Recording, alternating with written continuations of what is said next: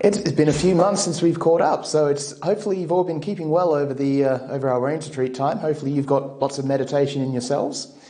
One of the things that I'll probably start on is, since we've been meeting for so many years in this format, it might be kind of cool to recap on some things we've talked about, because one of the very interesting things we've come across again and again is the importance of bringing the heart and the head together, the emotional world and the intellectual world. And part of the reason this is so important in meditation and so fulfilling is because there's a difference between how these two worlds interact. This is one of the interesting things, is, we often say the heart records everything, that the heart experiences everything. And, whether it's very true. In a deeper part of our mind, basically, is recording everything. It's experiencing everything. And there's a big difference between how we experience and how we think things are. And that can be a big problem. Our heart is basically looking through our eyes and listening through our ears at everything we're doing and everything we're experiencing. And a lot of the times, what it's experiencing is not the same as what we think we're experiencing. And this is kind of one of the examples, is that a lot of the time our ego kicks in and we just run off and think, oh, this is the best thing ever. And it turns out that actually it wasn't, it turned out to be a really bad idea. And this incoherence, so to speak, this difference between the two is a constant problem that goes on and on and on, because deep down we're aware of what's going on in our own lives. We're aware of what's going on inside ourselves. And yet we're continually following these old agendas, these old habit patterns, these old desires and everything else. We're just running into these things because we think they're going to work. We really believe they're going to work. Or we think they're going to give us happiness. We think they're going to fulfill us. And yet they're never going to fulfill us. And this is one of the interesting things about the meditation practices. The more we meditate, the more we see these two different sides of our mind, but also how they interact. And this is where it starts to get more and more fulfilling as a meditator, because we can start to choose which path we follow, how we live in the world. And that's really beautiful. So there's a lot of really good examples of this, because the issue is that all the experiences we have, we often interpret them differently from how the heart does. So we might be told off by our parent might tell us, oh, you have to do your homework, you have to be a good kid, you have to be kind to your brother and your sister. And, in here, our heart is interpreting as that, well, yeah, we're being told off, but they mean well. This is good advice.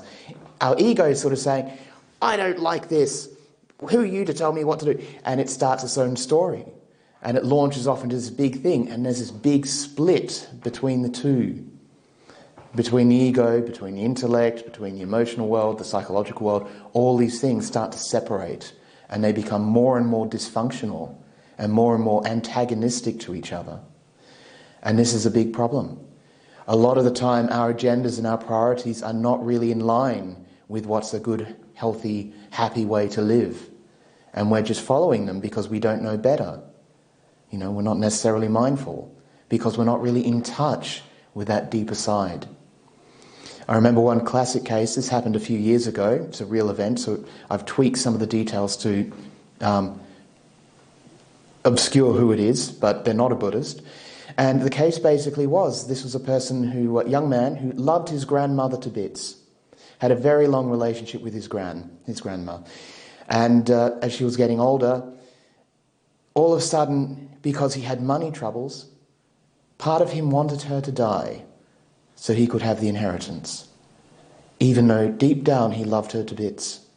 And that thought that came into his mind traumatized him, because he couldn't correlate the two. From a Buddhist point of view, from a meditative point of view, we can say, oh, that's just a thought, it's unwholesome. I don't choose that, I don't follow that, that's nothing to do with me. I don't have to believe in that. And this is a very, very important thing, is that we can choose which thoughts we follow, which feelings we follow. Because there's so many that just pop up all the time. And many of them have absolutely nothing to do with a good, healthy, beneficial, holistic, whatever word you like to use. There's a whole panoply of juicy words we can use of a good way to live. And yet these old agendas, these old egos, comes out of nowhere with some horrific things, and we can't understand why. But the more and more we meditate, the more and more we look deeply, we can understand that not only these things have nothing to do with us, but we don't even need to listen to them. We don't need to follow these unwholesome states of mind that lead us down this path to such misery. And this is one of the interesting things. The more and more we meditate, and the more we look at this relationship between the two different states, the more and more we realize some very uncomfortable truths is one way of looking at it. It's not really the best choice of words, because depending on how you look at it, they actually are wonderful things to realize, because they lead us in such a positive direction. But they're very uncomfortable when we first experience them. And one of the first things that we experience is that we lie to ourselves all the time. We really do live in our own little world, which is completely divorced from reality, but also, from a good way to live, that leads us to such unhappiness. And at the same time, deep down, we really don't like ourselves.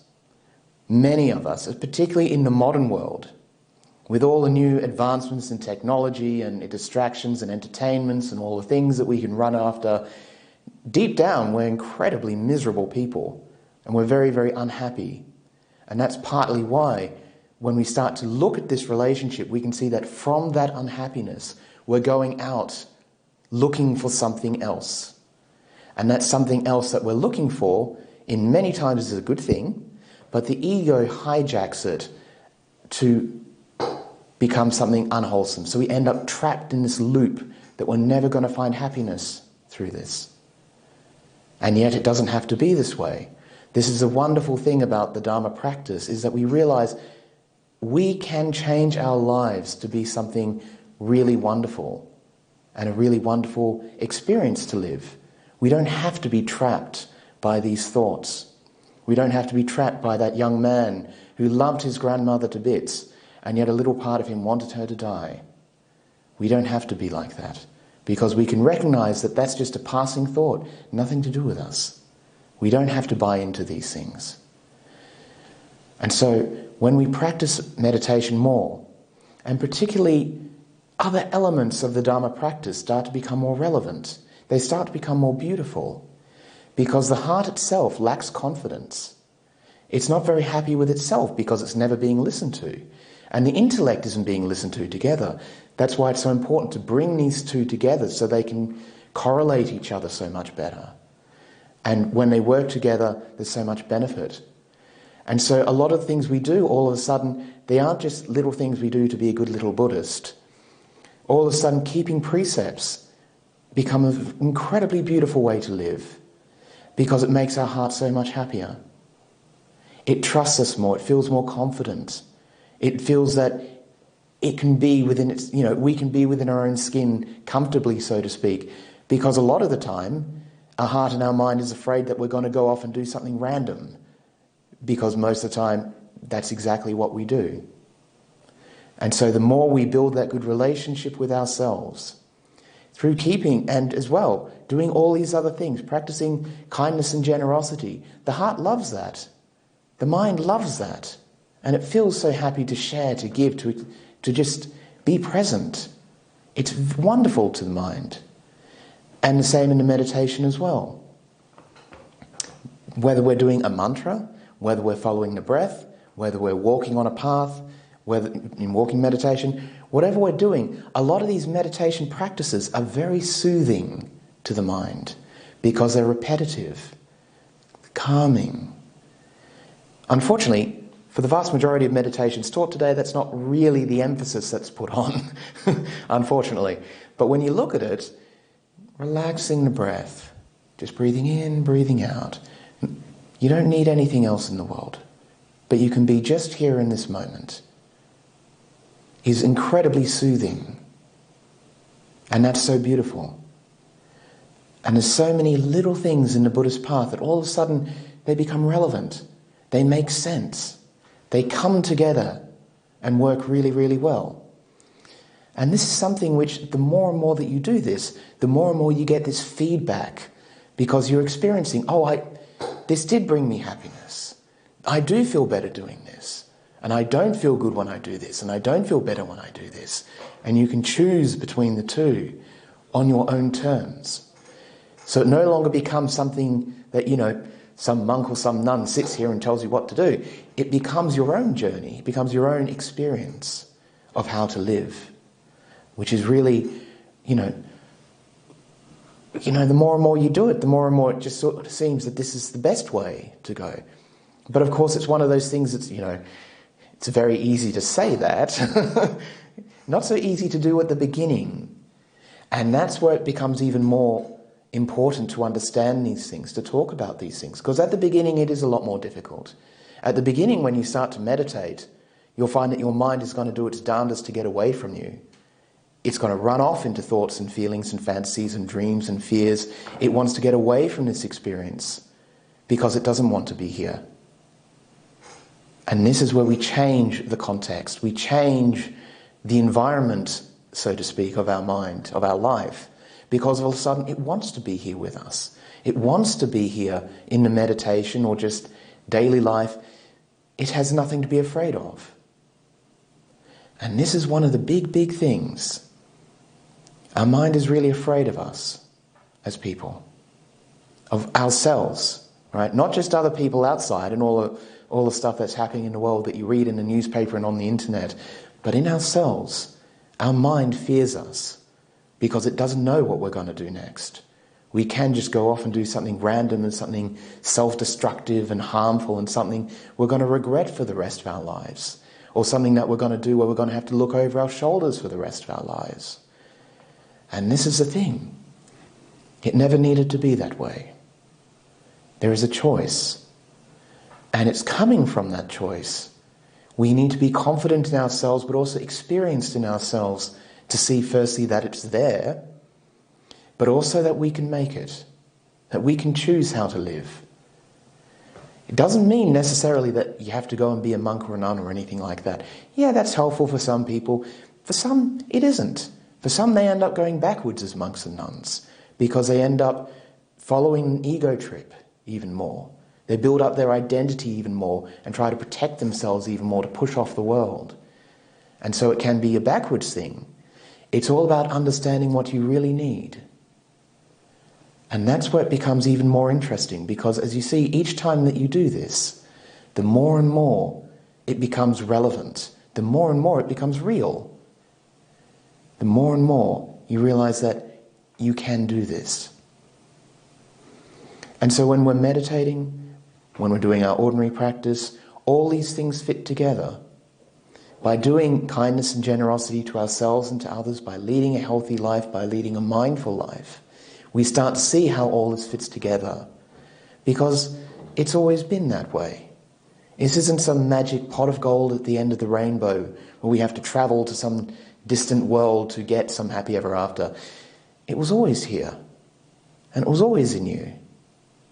The happiness that we're all looking for was always inside of us.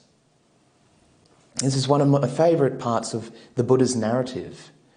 After his years as an ascetic, pushing himself, torturing himself, starving himself, doing all these things of which the early Buddhist texts go into in quite some detail, it is that critical moment where, nearly starving himself to death, he had that memory as a child under a tree. Not a care in the world. Happy. All that joy was already there. And that joy that was already there led to some very deep meditation under that tree, under the rose apple tree. And he remembered that. And he could bring that in to the moment, because he realized, as an ascetic, all he was really doing was waging war on himself, trying to control, trying to force the mind to submit, trying to force the body to behave, trying to force everything to come together, to be immune and empowered, and all these words which people are chasing. And yet the answer was always inside of us.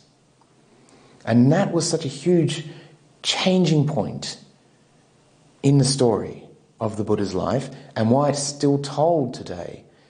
Unfortunately, many people, they look at it the wrong way. They start to argue about the relevance of what that meditation was, how important is it. Yeah, the jhana is incredibly important, yes. But it's that kindness, that joy, that happiness as a little kid under a tree, not a care in the world.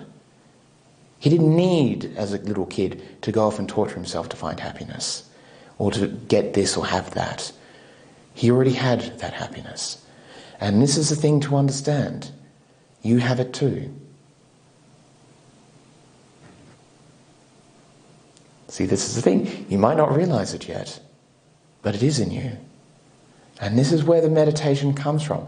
We're no longer going away from ourselves. We're no longer trying to get some pot of gold at the end of the rainbow, believing that practicing this or doing that is going to somehow make everything all be all right. Because it was always all right. It's coming back to ourselves to say, how are we inside ourselves? Because this is a very interesting thing. When we are just sitting in a comfortable chair, in a comfortable place, we're relaxed, we're safe, we're happy, but even still we're moving all the time. We're constantly adjusting our posture, adjusting ourselves to be more comfortable, because sitting still for too long, even in ordinary circumstances, it can be a few seconds, can be very, very uncomfortable. But what does the mind do? Right? The mind doesn't have little arms and legs that it can move to readjust itself. How does the mind react to discomfort? It runs off into thoughts and feelings and fantasies and fears and desires and all that. It runs away, which is kind of a tragedy, is that a lot of the time we're so overthinking already. We're so busy and burnt out and tired and fatigued and worn out. And so the only way the mind knows how to deal with that discomfort, is to run away and do more of it. Run away into more busyness, more distractions. And it doesn't know better. That's the thing. At the heart of the situation, it doesn't know better. And that's where it becomes really amazing. Because by coming closer in the meditation, we can see that we can be more mindful of what's going on. When our mind's running away into thoughts and feelings and going crazy with I want this or what's happening and da-da-da-da-da, look inside yourself. And find, how is the state of your mind? How is the state of your body? Maybe you're uncomfortable. Maybe you just need to go for a walk or adjust your posture or something, or relax. And all of a sudden those thoughts disappear. Those concerns disappear. And this is where we start to become more in tune with what's going on and how it's so important. Realistically, why not? In the sense that, what else are we going to do? Just continue doing the same old things, running here, running there, and not knowing any better. And then so many people, of course, are in exactly the same boat. Right? So we're going off into work, or we're going off into school, into town, into whatever, surrounded by people who also are trying to find happiness, trying to find some comfort, trying to find some ease, some relief. And they too don't know how to find it. And that creates hostility, it creates conflicts, it creates all kinds of troubles trying to get this, the jealousies, everything else. We're competing all the time, trying to find peace and happiness and fulfillment. And yet, 2,500 years ago, this guy remembered being under a rose apple tree as a kid, where he already had that happiness. And he didn't need anything else in the world. And that's the thing that all of us have right now.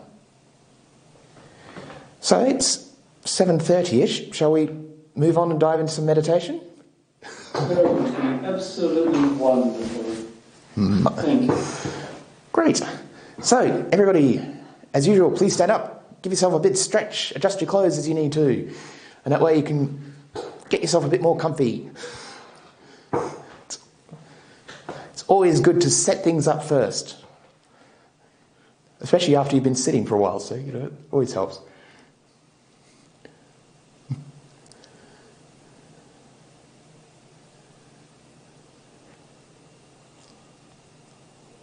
Okay, and when we're ready, let's settle into the chair. And then you can close your eyes.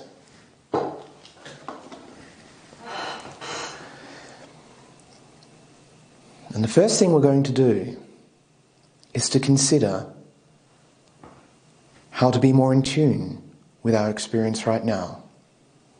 So we're going to spend a few minutes just relaxing into the chair or however you're sitting. How does it feel? What needs adjusting? What needs settling?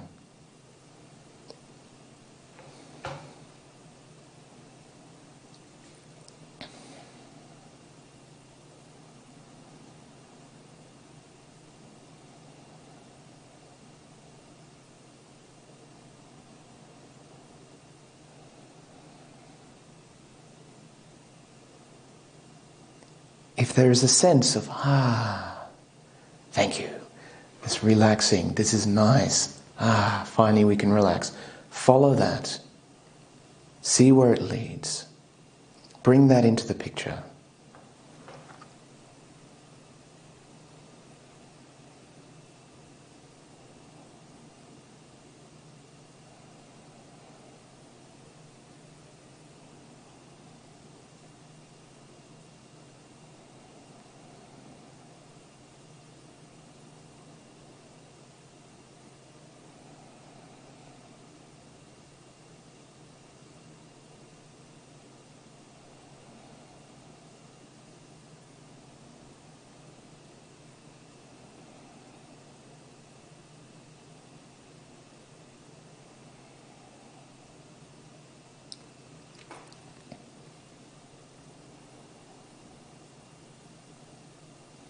There's no need to be in a hurry.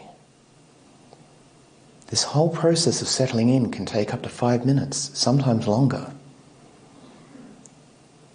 But spend the time.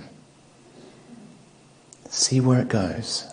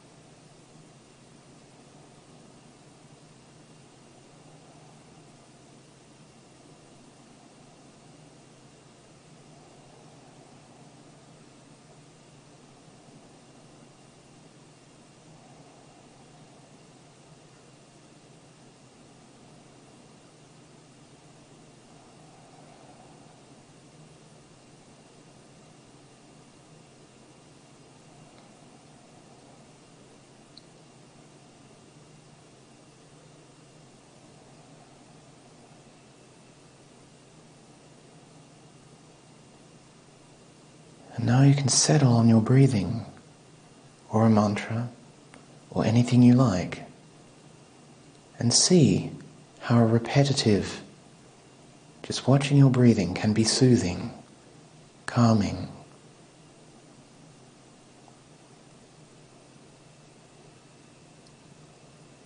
Can the mind and the body relax together?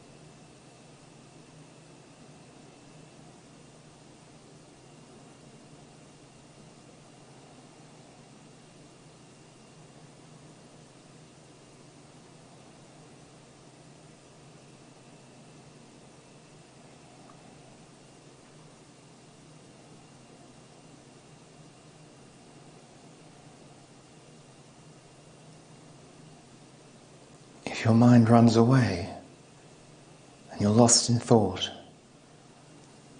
turn back and see, is there any discomfort? And address that. What is it that you're running away from?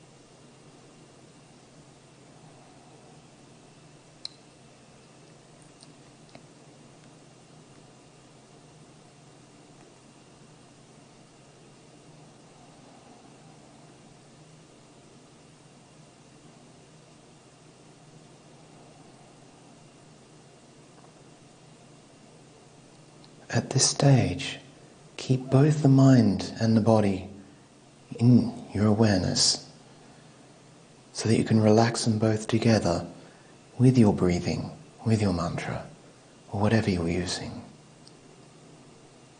See how they interact and how you can relax them more.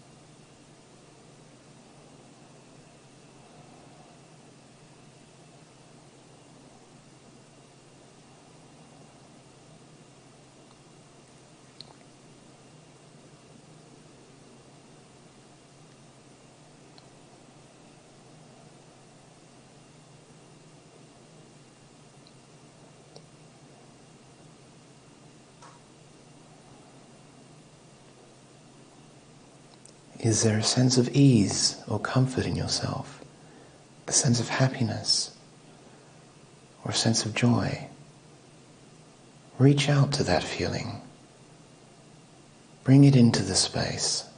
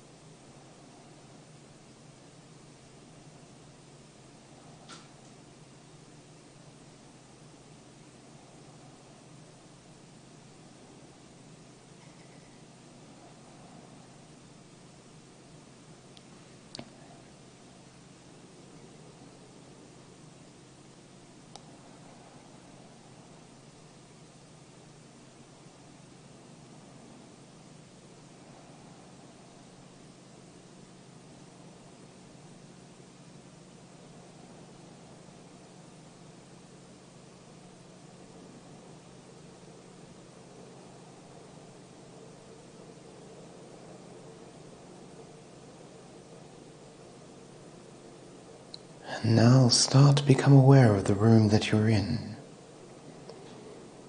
and fill that room with kindness. Fill that space with joy and happiness.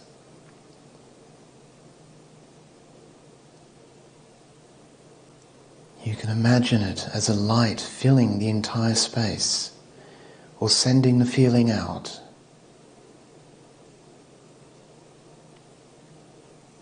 Allow a feeling of kindness to fill the entire room.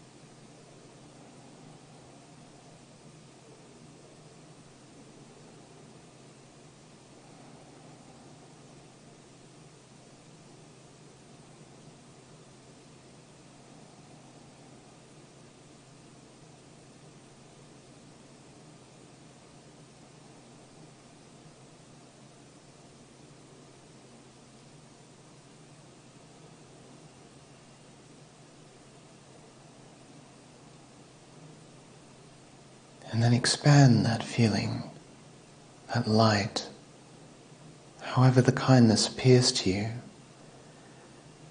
Allow it to expand and fill the entire house that you live in, or your apartment.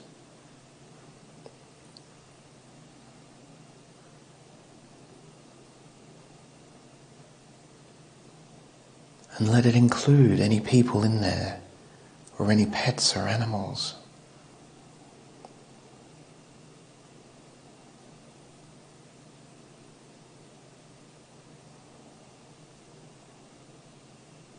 Allow the kindness to expand in any way that you like.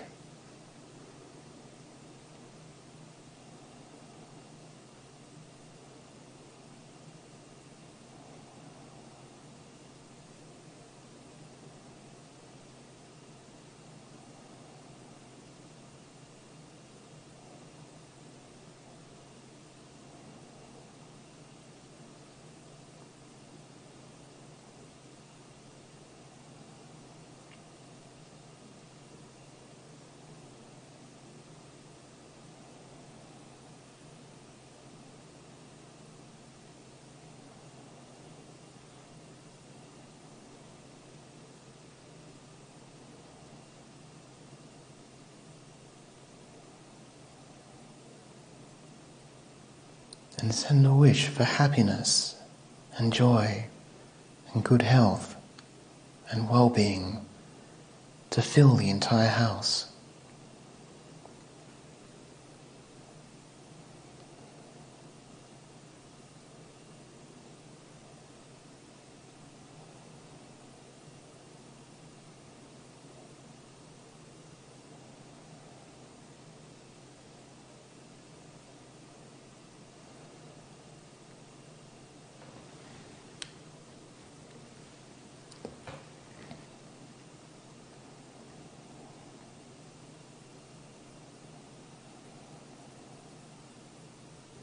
And then expand it even further to your neighbours, to your street. See how far you can extend this kindness and this joy.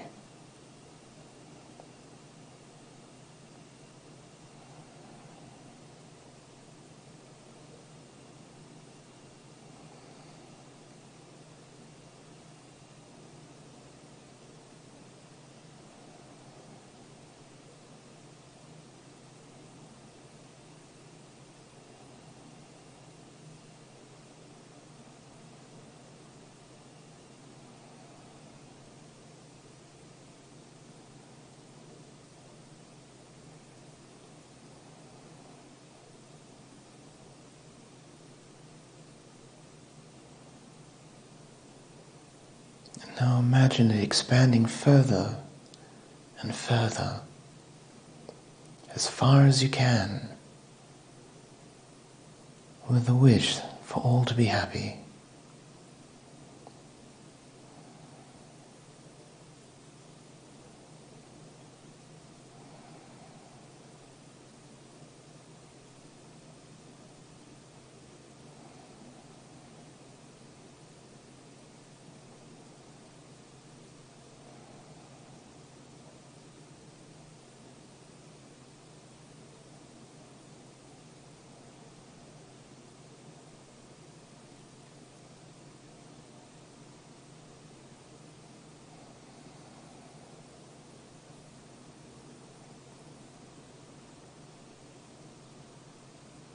Can you imagine a mind of kindness and joy as vast as the night sky, limitless?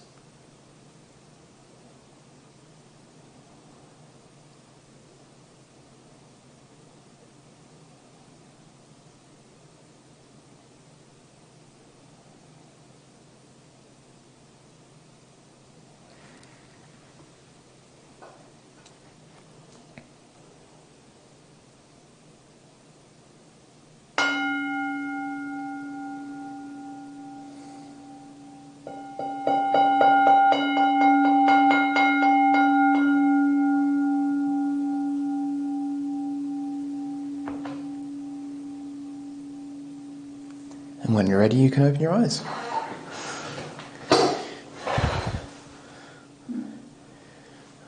Thank you, Venerable Sampasadana. Yeah. Lovely meditation.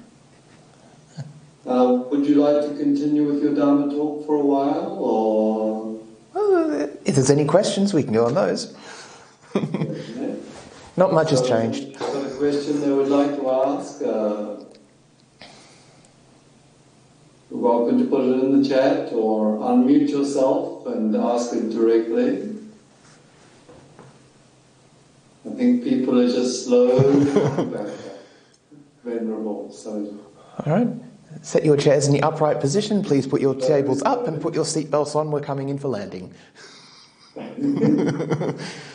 Everybody's starting to land on the earth again. Yep.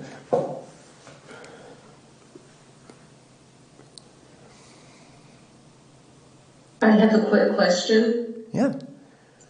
Thank you. That was wonderful.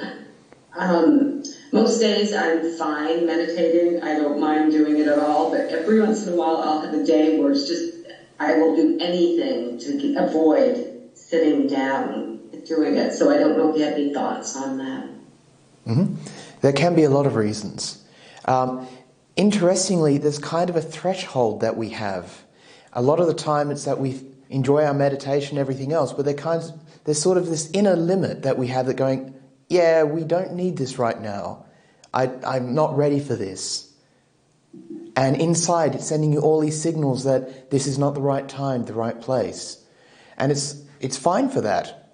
There's plenty of times when those signals are sort of saying, I'm not really comfortable, I've got things to think about, I'm too busy, or I just don't feel right. And that's okay. The worst thing we should do is force it and sort of say, no, you will sit whether you like it or not. Because then we set up that bad relationship. We're trying to force the mind and the body into a situation which reinforces that unhappiness that was there all along. And so being a bit more sensitive to that. Perhaps walking meditation could work. Perhaps just going for a stroll in the park, or having a nice cup of tea, or even getting out a sketch pad and drawing. It works.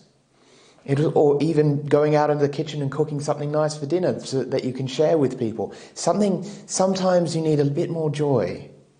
There needs to be something that charges up the batteries, so to speak. And that's where the mindfulness comes in, is to look at, what does the mind need? Are the batteries flat in some areas? And that's when we can start to adjust. Sometimes we need to be a bit more, we can be too isolated, sitting on the meditation cushion and locking the door and keeping everybody else out. And sometimes what we need is to be a bit more open to other people at that time. And so we become more in tune with what we need. So the fact that there's times that we don't feel like meditating at all is completely natural. There's nothing wrong with it. In fact, it's a good thing. It's sending you a message that let's do something else. However, having said that, it's being mindful to know what that signal's really about. Because if we just follow it, we probably will just end up going to the fridge or the pantry and turning on the TV and, then we lose it again. So it's all about coming more in touch with how you're feeling. Does that kind of help, or would you like to expand a bit more? Okay. Well, that sounds like it has gone well. Nikki, would you like to unmute yourself? Yes, I will. Hi, Ajahn. I loved your analogy about the child. I remember that. I remember playing in the very little, playing outside and away from my chaotic house. I was going to ask you something because it kind of made I then started to think about my practice now. So there's a question I want to ask you, is that, so for instance, say the first part of my life, there was a lot of abuse and violence in my home, which led on, I became, I was actually an addict for a long time. I took a lot of drugs, and then I've been clean for 20 years, and then I got into, there was a whole process of that, and then I found the Dhamma, maybe 6 years ago, so I'm 51, okay. 6 years ago I found the Dhamma, and through that, so now I understand. I didn't have the thing about rebirth and karma used to frighten me. I used to feel it was a bit punishing. Now I understand it, and so now I'm very aware of my actions and thoughts and the instant karma and the suffering it causes me, actually. So it helps me with the pause. But one of the things is the question, the reason why I'm telling you that is because I think of rebirth and I think, well, if I've become a Buddhist now, will I become a Buddhist much quicker in the next life? Because I can't bet the thought of going through all that again to get to where I am is just, I can't. And I get really frightened in my meditation. I start getting scared. It's a big thing, is fear. Yeah. That's my question. It's a very good question, and it's a very big question. One of the fascinating and most useful things. See, the idea of karma and rebirth scares lots of people away. Most Westerners, they don't like to hear it. Most modern people don't like to hear it. How it can be incredibly useful is looking at it saying, what am I calibrating my mind to be? When we look at all these different states of potential where we could be reborn, whether in the moment or in a future life, what are we training our mind to be? What are we choosing our mind to be? Because the way this karma thing works is very, very interesting. We talked about earlier how the heart sees everything that goes on. And what it's seeing and recording is more an objective experience, where what our ego is telling us is a subjective experience, its own agendas and everything else. So it's like that example I mentioned earlier of that young man who had money troubles, and although he loved his grandmother to bits, this thought popped up in his head, this wish that she would die. And that traumatized him. But the thing that happens that's very, very important here is that the heart is then seeing how you react to that thought. It creates a whole new thing. Are you following that thought? And of course, as world of television and fiction and Agatha Christie's are full of stories of people who did follow that thought. But this is the whole point. What choices are you making? If you're following your own heart, so to speak, following your mind, developing wisdom and compassion and everything else, certainly you are more likely to be reborn as a Buddhist, because that's what you're choosing to be. That's what you're calibrating your mind to be. And that's how it works. All these habit patterns we're forming direct where we're going. There's a famous analogy the Buddha uses that drip by drip the water pot is filled. And that sort of thing. It doesn't happen all at once. Gradually, gradually, gradually, you set yourself either a habit pattern or an intention in your mind that this is the best way to live by practicing Dhamma, by practicing a good life. And you will naturally incline towards that. And this is the whole thing. There's many, many stories of when people are passing away and in near-death experiences where they say that their life flashes before their eyes or something very similar to that. They get a feeling of their life, sort of like a sum total of their entire life and that feeling. And that brings them forward to where they'll be reborn. But if you've been filling your life with beautiful moments, it's very clear what's going to happen because your life has already been moving in a positive direction. And so the fear dissipates because you're developing that confidence in yourself that this is what you want, is a better way to live. At the same time, we look at these past events, the abuses, how not knowing something better can lead us into addictions, into very miserable states of being. And we can see this is actually useful for us. This is kind of a lesson to say, I don't want to do that again. I don't want to be there again. And we take positive steps to change our life so it doesn't happen again. So that's a short answer to a very big question, but does that help, or is there more that you'd... Yeah. That's how I think. You're just saying what my thoughts lean towards is you've just spoke them out, so it just helps. It just helps. Yeah. Just helps to ask. Oh. Thank you. No, it's wonderful to ask. And that's the thing, is that it's knowing that you have a choice. You can calibrate your mind to what you want it to be. You can change your life to what you can want it to be.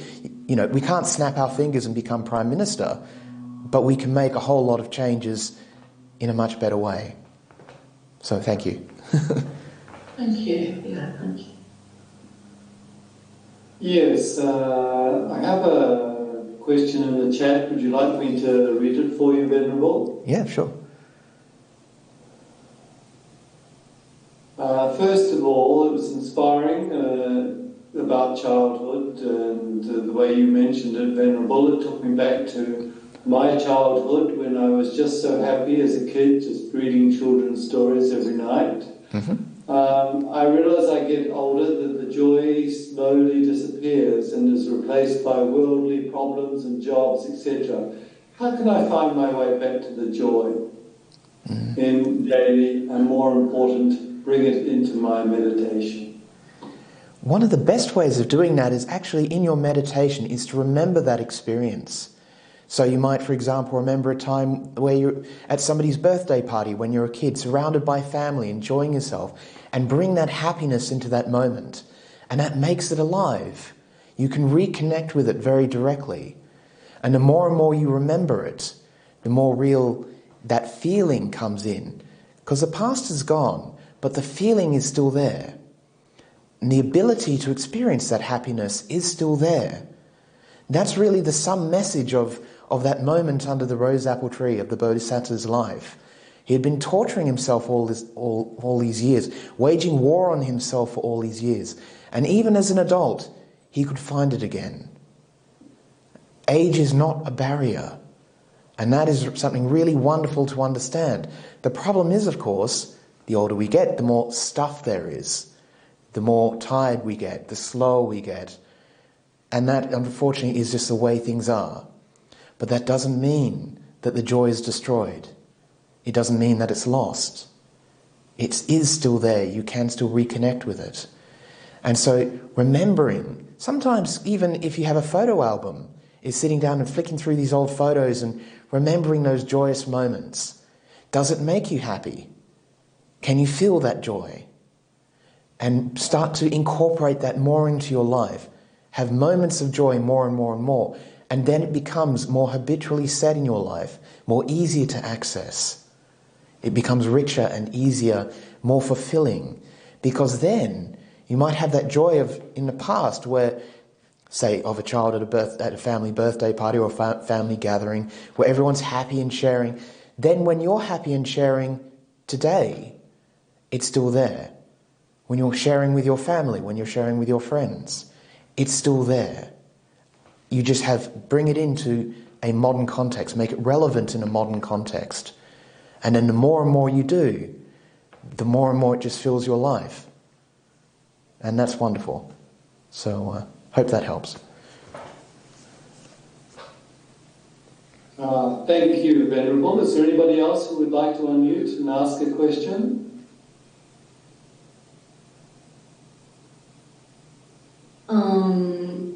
Thank you very much for your talk and your meditation. It's really great, and I really resonated a lot with following your heart, because I think I don't live a very authentic life until recently. I have a habit of telling other people that I'm fine when I'm not, and yes, I need to toughen up. I need to toughen up for most of my life, and I have a lot of responsibility on my shoulders. And I think I gradually find my way to I off work recently, starting to off work recently, and I think that's very good. My question is I do meditation almost every day. In the past, I do it in the morning, but because I changed my job, and my job needs me to wake up earlier. So I cannot do it in the morning because it's impossible for me to wake up at 7. It's too early.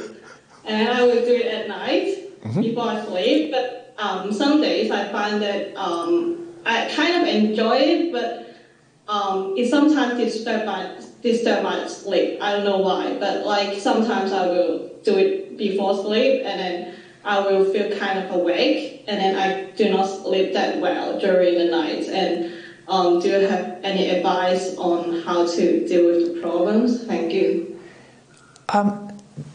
What's happened is basically because you're meditating in the morning and you said in a positive habit pattern, it's been disrupted, and you can't really find it again. You're still longing to go back to that morning experience.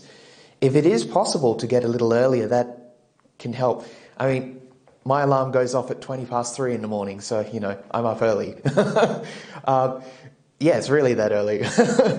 But the thing is if you're meditating in the evening, that's okay.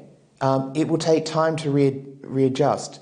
The difficulty is that this is quite common, that when you meditate just before bed, that you will feel more awake, more alert, more energized, because it's like your batteries have been recharged. Now you feel enlivened and happy and everything else. And then it's like you're expecting yourself to go to sleep, and it's like, I don't want to go to sleep. I've got all this stuff I want to do.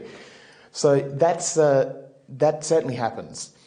It can be tricky in this one because our work life dominates our time, as well as our family life and everything else, and the need to basically pretend to be okay and everything else, because unfortunately, this is something that happens to all of us, is we need to force ourselves to be okay, which is sort of the dark side of the modern wellness side. Even Bhante Sujato talked about this years ago, is that we're forcing ourselves to be well and happy just so we can continue to work and to follow these very busy lifestyles.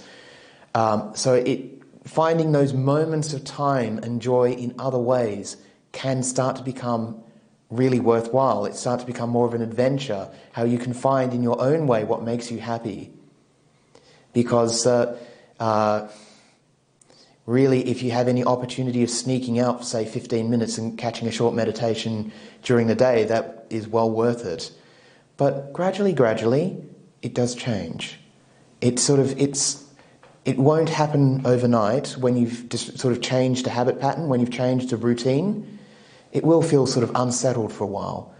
But that's okay. This actually gives you material to work with, and sort of material to practice kindness to, and to be more sensitive to yourself in the moment. So it can ultimately be very rewarding. It's just how we look at it. So unfortunately, not a great answer, but hopefully you can find, hopefully there's something in it there that can help. Do you meditate before bed? I don't, for largely that reason. I tend to sort of settle in and do some studying, or I tidy my room, or I do something else to sort of set a routine pattern to sort of clear the mind in that way. And then it's sort of ready for sleep. But I certainly find that if I meditate, if it's been a very, very busy day, I might, but for a short bit just to settle down. But I don't make make it a thing because it will keep me up till way late. Yeah, thank you. Okay, Venerable, thank you. Thank you very much. We have a comment I'd like to read for you. Is that okay? Yeah, please. I appreciate the analogy of how the body can run away, fight, flee, freeze when stressed, and because the mind cannot move physically, it flits from thought to thought. Yeah. So many thanks. Yeah. And another question, how can I enjoy the beautiful childhood memories but not remain trapped in the past and wishing to live again in the past? That one involves more wisdom. So this is something that I talked about at the beginning, where we have to bring the heart and the head together. Following the heart is really, really important, but on its own it's not enough, because it can get lost in these past memories that are so wonderful and long to be back there, yearn to be back there. Or if they're very unhappy, miserable memories, then it's terrified and traumatized and never is afraid to even breathe. This happens. So the wisdom comes in to recognize this is where we are now, and to have joy in the present moment by being happy in the present moment. In other words, we built up a good relationship with ourselves. We're happy to be here in the present moment, so we can bring in the joys from childhood or even from daily life. If we fill our daily life with more joys, we bring those in as well. And then we don't need the past so much anymore. The whole thing, we want the happiness of our childhood because it's what we're missing now. And that's the point in the Buddha's story as well. He was waging war on himself as an ascetic. That happiness under the rose apple tree as a child was a complete opposite of what he had devoted his life for several years to do. And it's that switch to see that, this is what I was missing. But once he had developed that in himself, he didn't need that childhood memory anymore. It had served its purpose. And that's the beauty of them. They're useful as tools, but the past is gone. And it's all about what we do with the present moment now and how we fill our lives now with quality moments. So I hope that helps. All right, Sky has her hand up. Sky, would you like to unmute and ask a question? Sure thing. Lovely Dhamma talk. It really struck home. I love the tree image. I remember being unhappy as a child, but being able to find happiness by myself under a tree or with a pile of rocks. I was mesmerized by nature. And I have one thought from Ajahn Brahmali once that struck me, and I drew it on a big blackboard about 1.5 years ago, and it's still on my back of my door. I drew a big sunshine with a labyrinth in the middle, and underneath was what Ajahn Brahmali said in one of his talks, that we're all trapped in a labyrinth of misunderstanding. And that repeats in my mind, and it helps keep me grounded, because I don't feel afraid when I'm getting confused between the heart and the head, because that happens all day long. You know, the thoughts that go through a busy mind are sometimes ridiculously crazy, like that boy. Mm-hmm. I want to know what happened to his grandmother. But, you know, and how he survived the death of someone he loved so much. But the thoughts that can go in your mind are terrifying sometimes, especially if you're agitated and, you know, all the aggregates are against you. But the other thing was, I liked the other image. I don't know if it was also Ajahn Brahmali or Ajahn Brahm, is keep the heart warm and the head cool. So those two things often run in my mind. when they get confused. And the third thing that brings me real joy is just smiling. Just close your eyes and smile. It just changes all the muscles in my body. So that's just a little tip about, changing your mood. Sometimes it's just a little push-up. Like, I think Ajahn Brahm uses it. Do a little push-up. Yeah. So just smile, even though you have pain here. If you smile here, it brings some kind of light. It opens the little trap door in the mind where the monkeys are, and it lets some sunshine in. I don't know. Yeah. That's all I want to say. Thank you it was really good to see you today, and getting used to you is just a joy. Thank you. Oh, thank you. With that young man, his grandmother passed away a few years ago naturally in a nursing home. So fortunately he didn't follow that thought. But unfortunately for him, because he wasn't a Buddhist, he still hasn't been able to reconcile those thoughts very well. And this is kind of the tragedy of life, is that our mind is full sometimes of this crazy stuff that just pops into our head out of nowhere, and it's horrific. And the thing basically is that by seeing them again and again and again, we realize that we don't have to pay any attention to them whatsoever. They have no value to us whatsoever, because we have something else. We have happiness inside. And this is a really useful story, because this isn't, for this young man, a happy ever after. This is how, and a great example of it shows that if we can't integrate these things, they do continue to haunt us because we believe in them so much. And so part of the Dhamma practice is weakening our belief in these thoughts, these crazy ideas, and some things which are grotesque and just pop out of nowhere. It's like, where did that come from? Is that who I am? What does this mean? And it doesn't matter in the slightest.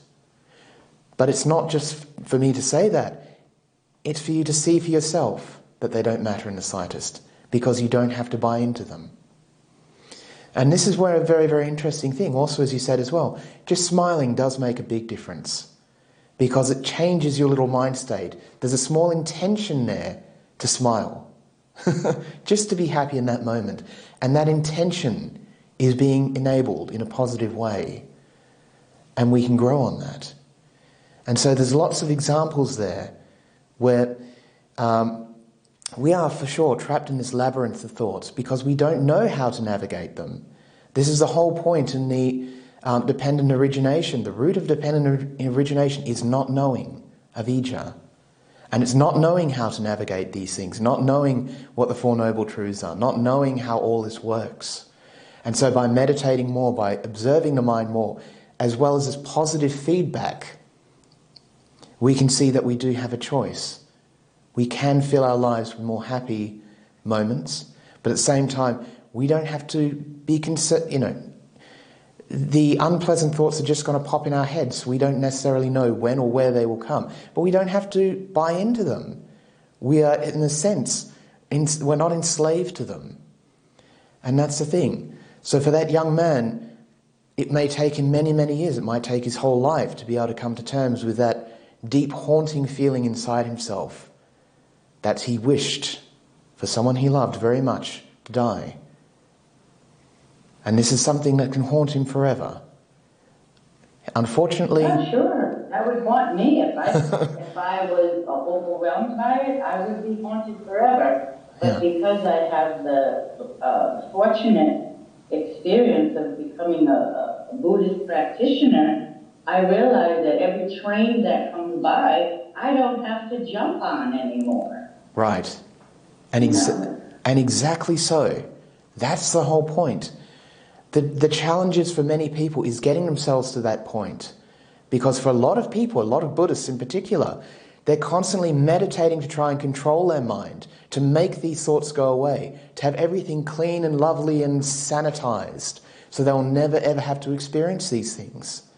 And many people, in a sense, it's a self-defeating strategy. It will never work. And that's the challenge. It needs a shift to sort of say, this stuff is just going to happen, and we don't have to jump on that train. We have millions of thoughts every day, and we don't have to buy into all of them. It's what we identify with that's the problem. And the issue is, on a much, much deeper level, is because we don't have that happiness inside ourselves. We don't have that confidence. We don't have that ability to navigate. We don't have the skillful means and all these many, many things that Buddhist practice is full of. We identify with the first thing we can pick up. And the first thing that's most effective is trauma, is pain, suffering, negativity, I'm a bad person, etc., etc., etc. It will launch onto those things because they're very loud, strong feelings, strong thoughts. And our mind latches onto them very, very quickly because it doesn't have anything else. And that's the thing. By practicing meditation in a positive way, living a positive life full of generosity and kindness and virtue and all these wonderful things, educating yourselves, all of a sudden you don't need to buy those things. You don't need to make those things part of your identity because you have something wiser, something more beautiful. And so, we literally could be talking about this all night because it's a very, very good question. It's a very, very big one as well. But it's always coming back to finding that joy at the same time, that this is evidence that the Buddhist path has worked for you. You can see the difference, that you could be traumatized if you didn't know how to handle these things. You could latch on to that thought like that young man did, and that could fill your life. It could lead you to do all kinds of horrors in the world. As we see in the newspapers, this is what happens to people. They believe something and they go off and do it. This is the world. So, thank you so much. Thank you, Venerable. Would you like to leave us with a blessing this evening? There's so many blessings. So many wonderful blessings. So many to pick from. Let me think. May you all find what you're looking for, the happiness inside yourselves. May you be happy. May you be healthy and everything else.